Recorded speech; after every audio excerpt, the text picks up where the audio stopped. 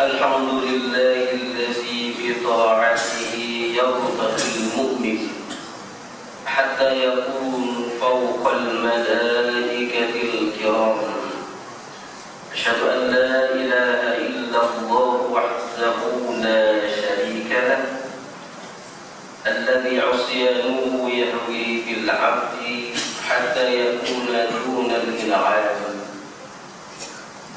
أشهد أن سيدنا ونبينا محمدا عبده ورسوله المبعوث رحمة للخلق خواصهم والأعوام.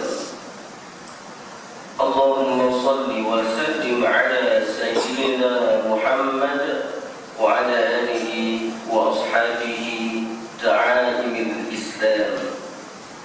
أما بعد فيا عباد الله اتقوا الله حق تقاته ولا تموتن إلا وأنتم مسلمون. Ikhwanul muslimin, marilah sama-sama kita mempertingkatkan ketakwaan kita kepada Allah Ta'ala dengan mematuhi perintah-perintahnya dan menjauhi segala larangannya. Semoga dengan kepatuhan dan ketakwaan itu membolehkan kita mencapai kebahagiaan di dunia dan di akhirat. Kadang-kadang sebahagian dari kita sudah lari apabila mendengar perkataan amar ma'ruf nahi munkar, atau maknanya menyuruh manusia berbuat kebaikan dan mencegah mereka dari melakukan perkara-perkara munkar. Firman Allah Subhanahu wa ta'ala, wal takum minkum ummatun yad'una ila al-khair wa ya'muruna bil ma'ruf wa yanhauna 'anil munkar wa ulaika humul muflihun. Surah Al-Imran ayat 104. Artinya hendaklah ada di antara kamu satu puak yang menyeru, yang berdakwah kepada kebajikan, yang mengembangkan Islam dan menyuruh berbuat segala perkara yang baik serta melarang daripada segala yang salah, yakni yang buruk dan keji. Dan mereka yang bersifat demikian ialah orang-orang yang berjaya. Sayang sekali ayat di atas lebih banyak dibaca untuk penyeri sesuatu majlis rasmi atau dikumandangkan ketika tilawah membaca Al-Quran, dan lazimnya dibaca ketika adanya seminar berhubung pencegahan jinayat serta cara-cara mengatasinya. Walaupun ia adalah baik dan perlu dipuji, namun perkataan amar ma'ruf nahi munkar tidak boleh sekadar naungan, tetapi juga mestilah dalam bentuk tindakan. Bila menyebut perkataan amar ma'ruf nahi munkar ini, ada pula sebilangan ahli masyarakat yang berpendapat ianya menjadi tanggungjawab mereka yang telah dilantik kerajaan memegang jawatan ini dengan berbagai-bagai nama yang dinisbahkan atau disandarkan kepada institusi keagamaan semata-mata. Ikhwanul muslimin, sepatutnya kita semua tahu bahawa semua perkara ma'ruf dan dituntut pula oleh syarak untuk dilaksanakan oleh manusia, semuanya adalah untuk keuntungan dan bakal membawa kebahagiaan kepada manusia itu sendiri. Dan setiap perkara munkar pula, sama ada besar atau kecil, yang dibuat oleh manusia, pasti ia akan mengundang bala bencana dan mudarat kepada manusia itu sendiri. Hairan sungguh jika ada manusia muslim yang menganggap kerja mengajak yang ma'ruf dan mencegah yang munkar ini adalah milik para guru agama, ustaz atau para mubadzir sahaja, kerana ia adalah antara teras keagamaan dan diringkas dalam satu perkataan yang dipanggil dakwah dan sangat dituntut dalam Islam. Firman Allah Ta'ala di dalam surah An-Nahl ayat 125, بالحكمة والموعظة الحسنة وجادلهم بالتي هي أحسن إن ربك هو أعلم بمن ضل عن سبيله وهو أعلم بالمهتدين. Artinya sesungguhnya ke jalan Tuhanmu wahai Muhammad dengan hikmah kebijaksanaan dan nasihat pengajaran yang baik, dan berbahaslah dengan mereka yang kau suruhkan itu dengan cara yang lebih baik. Sesungguhnya Tuhanmu Dia Dia lebih mengetahui akan orang yang sesat dari jalannya, dan Dia lebih mengetahui akan orang-orang yang mendapat hidayah petunjuk. Dari ayat yang dibacakan tadi, ternyata bahawa kita semua adalah khalifatullah dan memainkan peranan yang besar dalam memegang amanah bagi memakmurkan serta mengimarahkan alam ini, termasuk memimpin manusia kepada kebenaran, kerana inilah dakwah yang paling sejati dan mulia. Di dalam sebuah hadis Nabi SAW telah bersabda, "Ballighu anni walau ayah." Maksudnya sampaikan daripada walaupun satu ayat. Demikianlah pula ingatan dan tindakan untuk para da'i, pendakwah, selain membawa niat untuk berdakwah antara sesama manusia, perlu pula diketahui ilmu-ilmu tentang tata cara atau kaedah berdakwah. Sebagai contoh, bila seseorang itu telah melafazkan kalimat tahrir, yakni pembebasan, La ilaha illallah Muhammadur Rasulullah, maka Islamlah dia, dan dilarang sama sekali untuk berlaku tidak adil padanya. Di negara kita Malaysia, Majlis Agama Islam Negeri-Negeri adalah badan induk bagi urusan keagamaan, dan tidak terkecuali juga Negeri Kelantan. Seksyen 5 kurungan 1 Ni'man Ma'id bilangan 1994 menyebut, maka dengan ini ditubuhkan suatu badan yang dikenali sebagai Majlis Agama Islam dan Adat Istiadat Melayu Kelantan bagi membantu ke bawah duli Yang Mulia Sultan dan dalam bertindak di atas titah perintah baginda di dalam semua perkara yang berkenaan dengan agama Islam dan adat istiadat Melayu Kelantan, dan majlis hendaklah menjadi pihak berkuasa yang utama di negeri ini di dalam semua perkara mengenainya. Bagi melicinkan dari urusan pentadbiran keagamaan di Kelantan, maka setelah penubuhan Majlis Agama Islam Kelantan pada tahun 1915, ditubuhkan pula Jabatan Al-Ihwal Agama Islam Kelantan pada tahun 1979 untuk membantu tugas Majlis Agama Islam Kelantan yang semakin menjalar, khususnya dalam mempergiatkan aktiviti-aktiviti dakwah dan pembangunan Al-Ihwal Agama Islam di negeri ini.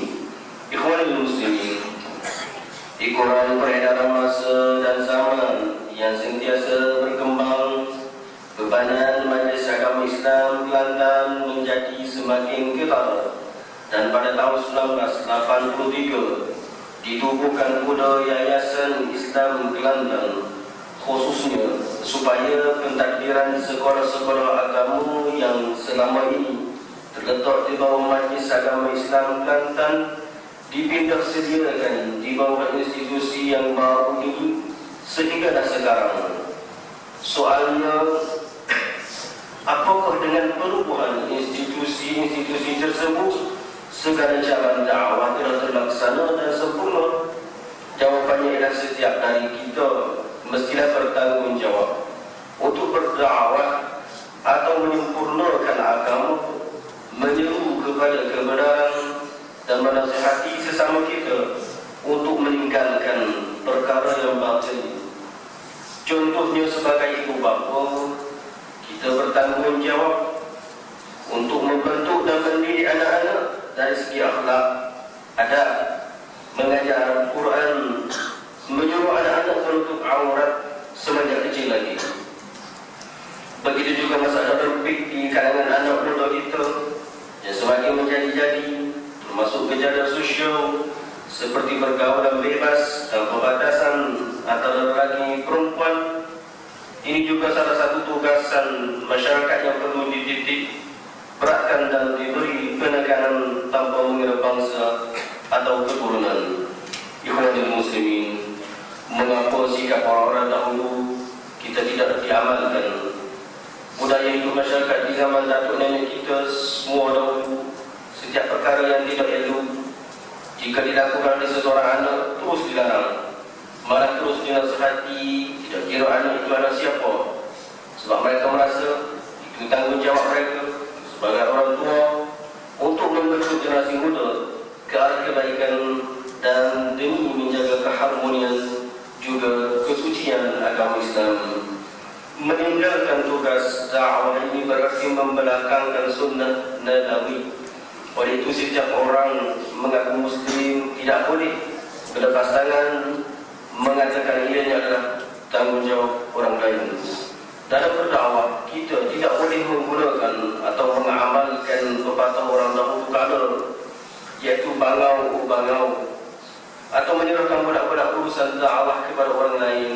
Hakikat yang sebenarnya diri kita sendiri wajib membuang atau melakukannya setakat mana yang termampu. Ucapan sekadar tahniah untuk para belia, pemuda, dewasa dan sesiapa sahaja yang pernah menggabungkan diri mereka dalam mana-mana jamaah untuk kegiatan dakwah keagamaan, termasuk juga mereka yang sentiasa bermurah hati menggulurkan bantuan bahkan kepada sesiapa sahaja dari para jamaah yang menjadi antara individu yang sentiasa menghadirkan diri dalam mana-mana kegiatan keislaman. Yakinlah pada pandangan Allah semua itu tidak sia-sia. A'udzu billahi minasyaitonir rajim. Kuntum khayra ummatin ukhrijat lin-nasi ta'muruna bil ma'ruf wa tanhauna 'anil munkari wa tu'minuna billah. Walau amana ahlul kitab lakana khayran lahum minhumul mu'minuna wa aktsaruhumul fasiqun. Barakallahu li wa lakum fil Qur'anil 'azim wa nafa'ani wa iyyakum bima fihi min al-ayati wadh-dhikril hakim wa taqabbala minni wa minkum tilawatahu innahu huwas sami'ul 'alim. Aqulu qawli hadha wa astaghfirullahal 'azim li wa lakum wa lisa'iril muslimina wal muslimat wal mu'minina wal mu'minat fastaghfiruhu فيا فوز المستغفرين ويا نجاة التائبين.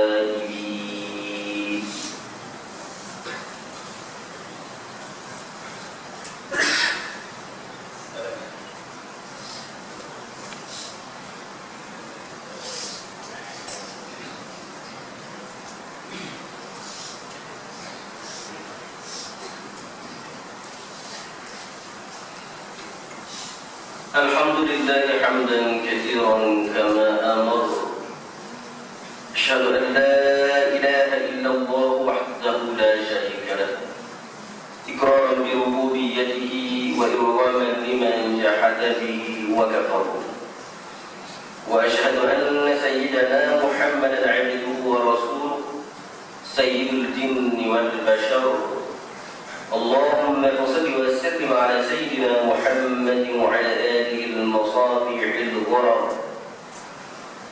أما بعد فيا أيها الناس اتقوا الله فيما أمر وانتهوا عما نهى عنه وحذر واعلموا أن الله أمركم بأمر بدأ فيه بنفسه وثنى بملائكة كرسه فقال تعالى ولم يزل قائلا عليما إن الله وملائكته يصلون على النبي يا أيها الذين آمنوا صلوا عليه وسلموا تسليما. اللهم صل وسلم على سيدنا محمد وعلى آل سيدنا محمد كما صليت على سيدنا إبراهيم وعلى آل سيدنا إبراهيم وبارك على سيدنا محمد وعلى آل سيدنا محمد كما باركت على سيدنا إبراهيم وعلى آل سيدنا إبراهيم في العالمين إنك حميد مجيد. اللهم اغفر للمسلمين والمسلمات والمؤمنين والمؤمنات الأحياء منهم والأموات، وألف بين قلوبهم وأصلح ذات بينهم وانصرهم على عدوك وعدوهم. اللهم انصر سلاطين المسلمين وأيدهم بالتقوى والتوفيق إلى يوم الدين، وأعل كلمة الموحدين وأذلهم العزة والتمكين. اللهم اهدنا سبل السلام وأخرجنا من الظلمات إلى النور، وجنبنا الفواحش ما ظهر منها وما بطن، وأيد اللهم بتوفيقك مدبر هذه الولاية ومشيدها عبدك الحارث لشريعتك ملك السلطان كبولي معموليا Sultan Muhammad Karimah, Sultan dan jadi Ketua Negeri Kelantan dari Naim. Semoga Allah pelihara tuanku dan juga Sultan Ismail Fitra dunia dan akhirat dari segala bala bencana dan golongan mereka yang zalim.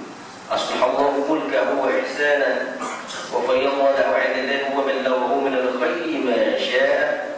اللهم آتِ الشرع الشريف له ولوزرائه سبيلا ومنهاجا، وارزقهم التوفيق لكل خير واجعلهم سراجا وهاجا.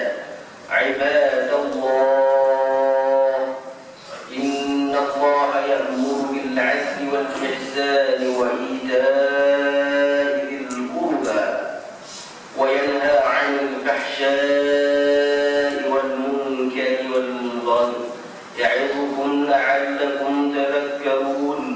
فاذكروا الله العظيم يذكركم واشكروه على نعمه يزدكم واسألوه من فضله يعطكم ولذكر الله أكبر والله يعلم ما تصنعون.